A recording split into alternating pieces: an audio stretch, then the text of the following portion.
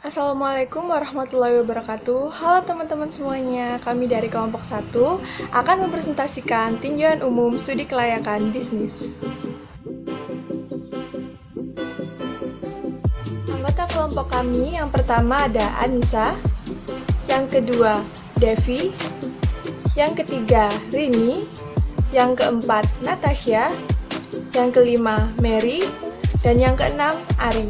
Di sini saya akan menjelaskan sedikit mengenai latar belakang studi kelayakan bisnis.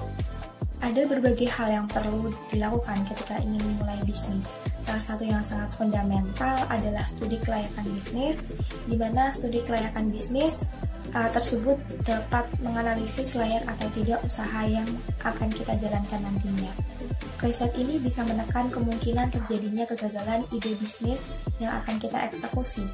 Karena kita tahu ada kalanya kita merasa yakin dengan rencana bisnis yang kita jalankan akan mendatangkan keuntungan. Akan tetapi sayangnya dunia bisnis kan memiliki banyak aspek ketidakpastian sehingga kegagalan bisa datang sewaktu-waktu tanpa kinta-kinta. Karena itu, jangan hanya bergantung pada kepercayaan dan insting bisnis saja. Memulai bisnis memang membutuhkan perencanaan dan strategi yang matang. Namun, dari mana kita tahu apa saja yang kita butuhkan dalam usaha yang akan kita jalankan? Tentu jawabannya yakni hasil studi kelayakan bisnis. Di mana dari hasil tersebut, kita akan mendapatkan gambaran apa saja yang kita perlukan agar bisnis kita siap dirilis dan mendatangkan keuntungan segera sesuai dengan yang kita targetkan. Kemudian, perusahaan tentu sangat memerlukan studi kelayakan bisnis karena kita tahu bahwasannya perusahaan merupakan suatu bisnis yang skalanya sudah besar dan maka perlu ada pertimbangan yang matang sebelum pelaksanaan ide-ide yang dimiliki. Dan terdapat beberapa hal tujuan dari pentingnya jika ada studi kelayakan bisnis, yakni yang pertama dapat meminimalisir atau bahkan menghindari resiko kerugian dari bisnis yang akan dijalankan nantinya. Yang kedua, mempermudah perencanaan ke depannya, bisnis yang kita jalankan akan seperti apa. Kemudian yang ketiga, mempermudah pelaksanaan pekerjaan, dan yang keempat yakni mempermudah pengawasan serta mempermudah pengendalian.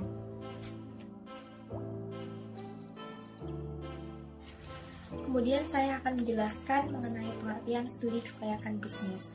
Subagio tahun 2005 menyatakan bahwa studi kelayakan adalah penelitian mendalam terhadap suatu ide bisnis tentang layak atau tidaknya ide tersebut untuk dilaksanakan. Sebuah ide atau suatu ide bisnis dinyatakan layak untuk dilaksanakan jika ide tersebut dapat mendatangkan manfaat yang lebih besar bagi semua pihak dibandingkan dampak negatif yang ditimbulkan. Dan kemudian studi ini pada dasarnya membahas berbagai konsep dasar yang berkaitan dengan keputusan dan proses pemilihan proyek bisnis agar mampu memberikan manfaat ekonomis dan sosial secara berkepanjangan. Di dalam bisnis ini terdapat pertimbangan-pertimbangan ekonomis dan teknis yang sangat penting karena akan dijadikan dasar implementasi kegiatan bisnis kita nantinya. Investasi dibagi menjadi dua. Yang pertama, investasi jangka pendek yang memiliki periode cukup pendek dengan hasil return yang dapat dilihat setelah 3-12 bulan. Yang kedua, ada investasi jangka panjang yang membutuhkan waktu bertahun-tahun untuk mulai menghasilkan return. Faktor-faktor yang menyebabkan kegagalan usaha yang pertama ada kurangnya pengalaman manajemen, kurang mampu membuat perencanaan keuangan, tidak melakukan inovasi sesuai perkembangan zaman, menjual produk yang tidak dibutuhkan, lalu salah memilih mentor dan tidak mau belajar dari orang lain. Saya akan menjelaskan tentang manfaat bisnis. Dalam merintis sebuah bisnis, setiap pebisnis pasti ingin usahanya sukses dan berhasil agar dapat meraih manfaat seperti memperoleh keuntungan dari nilai uang yang diperoleh dari usaha tersebut atau membuka peluang pekerjaan bagi masyarakat yang lain. Namun, seorang pebisnis harus melakukan sebuah studi kelayakan bisnis untuk mengukur apakah sebuah bisnis tersebut berpeluang memiliki kelanjutan atau akan berhenti pada titik waktu tertentu. Namun tanpa melakukan studi ini, seorang pengusaha layaknya menerobos medan yang tidak diketahui tanpa petunjuk apapun. Hal ini tentunya sangat merugikan bagi pebisnis karena bisa mengakibatkan bisnis yang didirikannya gagal. Sebaliknya, dengan melakukan studi ini, pebisnis bisa mengetahui terlebih dahulu apakah bisnis yang didirikan ke depannya dapat berlanjut atau tidak, sehingga membantu pebisnis mengambil sebuah keputusan. Selanjutnya, saya akan menjelaskan tentang tujuan melakukan studi kelayakan bisnis. Ada 5 hal. Yang pertama, memperkecil resiko kerugian. Dengan analisa yang dilakukan melalui studi kelayakan bisnis, tak lain untuk memperkirakan bagaimana kemungkinan untung ruginya sebuah perusahaan di masa yang akan datang. Jika di dalam analisa terdapat kerugian perusahaan yang kemungkinannya akan lebih besar, maka ada baiknya kita berpikir ulang jenis usaha yang akan kita pilih. Selanjutnya, yang kedua ada melancarkan pelaksanaan bisnis. Adanya analisa ini akan membantu kita dalam merealisasikan program-program perusahaan. Kita bisa memilih kebijakan mana yang akan dirasa menguntungkan ataupun merugikan perusahaan. Yang ketiga ada mempermudah perencanaan bisnis. Analisa yang baik akan membantu kita dalam merencanakan segala hal yang menyangkut dengan kegiatan perusahaan. Langkah dan program apa yang akan disusun yang akan menjadi lebih mudah dengan adanya studi kelayakan bisnis ini. Yang keempat, ada mempermudah dalam melakukan pengawasan. Kegiatan sebuah bisnis memerlukan proses pengawasan dari pihak yang berwenang seperti pemerintahan. Adanya laporan analisa mengenai studi kelayakan sebuah bisnis akan menjadi panduan bagi pihak-pihak berwenang dalam melakukan hal pengawasan. Lalu yang terakhir ada memudahkan proses pengendalian. Pengawasan dan pengendalian dalam operasi sebuah perusahaan besar perlu dilakukan secara berkesinambungan. Proses yang salah dari keduanya akan memberikan dampak buruk baik untuk kesehatan lingkungan maupun masalah sosial lainnya. Adanya studi kelayakan bisnis ini akan lebih memudahkan bagi pihak yang berwenang atau perusahaan terkait untuk melakukan pengawasan serta pengendalian. Lembaga-lembaga yang memerlukan studi kelayakan bisnis. Lembaga-lembaga yang memerlukan studi kelayakan bisnis itu ditentukan oleh 3 hal. Pertama, besar kecilnya dampak yang dapat ditimbulkan. Semakin besar dampak yang dapat ditimbulkan dari ide bisnis yang akan dijalankan, semakin tinggi kecermatan yang diperlukan dalam menyusun studi kelayakan bisnis. Sebaliknya, semakin kecil dampak yang dapat ditimbulkan dari ide bisnis yang akan dijalankan, semakin rendah tuntunan akan kecermatan dalam menyusun studi kelayakan bisnis. Seperti contohnya yaitu studi kelayakan yang dilakukan untuk pembangunan PLTN dengan tingkat risiko yang tinggi memerlukan studi kelayakan yang jauh lebih cermat dibandingkan dengan studi kelayakan pembangunan bendungan atau pembangkit listrik tenaga air. Kemudian, besar kecilnya tingkat kepastian bisnis. Semakin besar tingkat ketidakpastian suatu bisnis, semakin tinggi intensitas dalam menyusun studi kelayakan bisnis. Sebaliknya, semakin kecil tingkat ketidakpastian bisnis, semakin rendah intensitas dalam menyusun studi kelayakan. Contoh, studi kelayakan bisnis pada industri yang memiliki banyak pesaing, misalnya seperti bisnis komputer, itu akan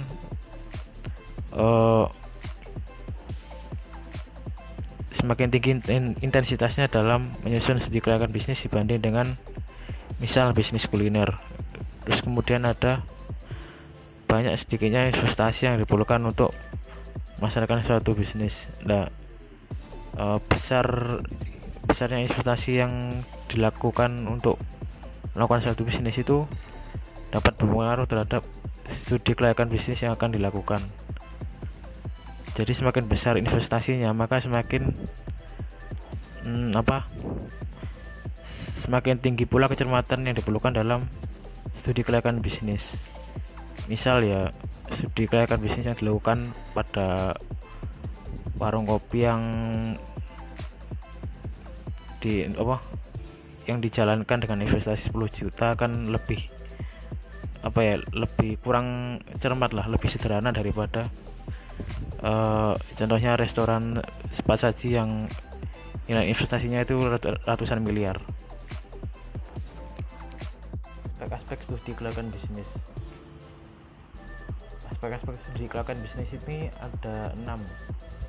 Yang pertama yaitu aspek hukum. yaitu menganalisis kemampuan pelaku bisnis dalam memenuhi ketentuan hukum dan perizinan yang diperlukan untuk menjalankan bisnis di wilayah tertentu. Kemudian ada aspek lingkungan yang merupakan menganalisis kesesuaian lingkungan sekitar, lingkungan dekat, dan lingkungan jauh dengan ide bisnis yang akan dijalankan. Dalam aspek ini, dampak bisnis bagi lingkungan juga dianalisis. Kemudian ada aspek pasar dan pemasaran. Aspek pasar menganalisis potensi pasar, intensitas persaingan, market share yang dapat dicapai, serta menganalisis strategi pemasaran yang dapat digunakan untuk mencapai market share yang diharapkan. Kemudian ada aspek teknis dan teknologi.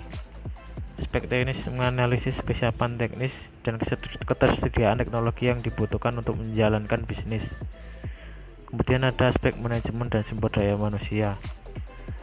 Aspek ini menganalisis tahap-tahap pelaksanaan bisnis dan kesiapan tenaga kerja, baik tenaga kerja kasar maupun tenaga kerja terampil yang diperlukan untuk menjalankan bisnis. Kemudian ada aspek keuangan. Aspek ini menganalisis besarnya biaya investasi dan modal kerja serta tingkat pengembalian investasi dari bisnis yang akan dijalankan. Tahapan dalam studi kelayakan bisnis. Studi kelayakan bisnis salah satu dari metode ilmiah. Oleh karena itu, unsur-unsur yang terkandung di dalamnya harus tersusun secara logis dan sistematis. Yang pertama ada penemuan ide bisnis.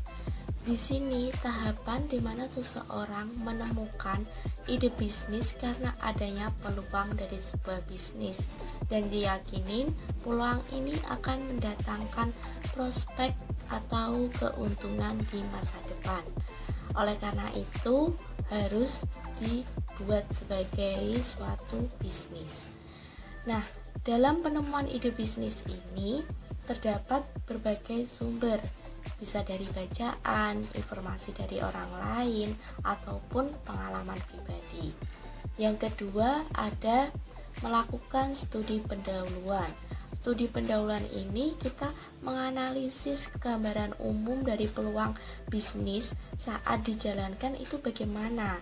Saat ternyata kita ketahui bahwa terjadi kendala dan prospek keuntungannya kecil, ya kesimpulannya kita bisa meninggalkan bisnis tersebut.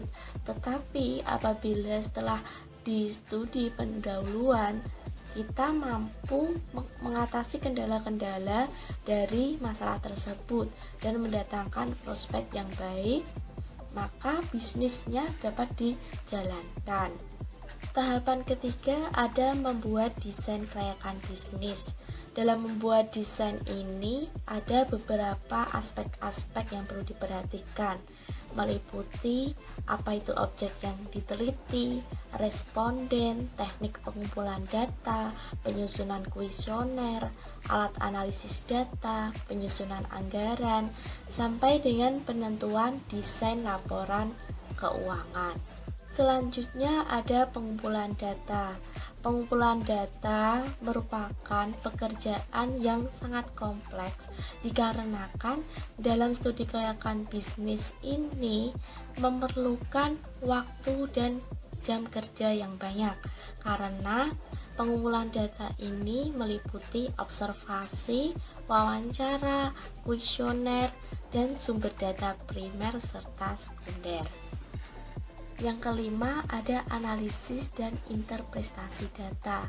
Di sini ada dua macam analisis. Yang pertama, analisis kualitatif berupa data judgment, dan ada analisis kuantitatif berupa data kuantitatif. Tahapan keenam ada menarik kesimpulan dan rekomendasi. Maksudnya kesimpulan di sini adalah menentukan apakah suatu bisnis itu layak atau tidak layak dijalankan berdasarkan analisis data dan interpretasi pada tahapan nomor 5. Sedangkan rekomendasi adalah maksud untuk memberikan arahan petunjuk dalam melakukan atau penemuan ide-ide bisnis baru. Dan yang terakhir ada penyusunan laporan studi kelayakan bisnis. Format atau desain dalam pelaporan ini tergantung pada pihak-pihak siapa yang membutuhkan studi kelayakan bisnis. Dan di sini juga perlu menyusun anggaran untuk melaksanakan studi kelayakan bisnis. Dari 7 tahapan studi dalam kelayakan bisnis tersebut, perlu diketahui bahwa kegiatan penyusunan studi kelayakan bisnis tidak hanya untuk bisnis yang baru dirintis atau dimulai, tetapi juga digunakan bagi para mereka yang ingin mengembangkan usahanya atau mengembangkan usaha yang sudah ada, serta memilih jenis usaha, proyek, atau investasi yang nantinya bakal memberikan keuntungan yang lebih kepada si pemilik bisnis. Sumber data dan informasi studi kelayakan bisnis. Yang pertama, publikasi ekonomi dan bisnis yang bisa diambil dari majalah atau koran. Yang kedua, publikasi Bank Indonesia, Persatuan Bank-Bank Swasta Nasional atau Perbanas, dan lembaga keuangan lainnya. Yang ketiga, Badan Koordinasi Penanaman Modal atau BKPM, dan Badan Pengelola Pasar Modal atau Bappepan. Yang keempat, Biro Pusat Statistik atau BPS. Yang kelima, Asosiasi Industri dan Dagang yang membawahi jenis usaha yang sejenis. Yang keenam, lembaga-lembaga penelitian seperti LIPI maupun swasta. Yang ketujuh, departemen terkait. Misalnya, jika penelitian terkait pertanian, maka departemen yang terkait adalah Departemen Pertanian. Yang kedelapan, universitas dan perguruan tinggi. Yang kesembilan, sumber-sumber lain yang sah, yang bisa berupa kuesioner ataupun survei secara langsung. Terima kasih sudah menonton video kami. Mohon maaf jika ada kekurangan. Wassalamualaikum warahmatullahi wabarakatuh.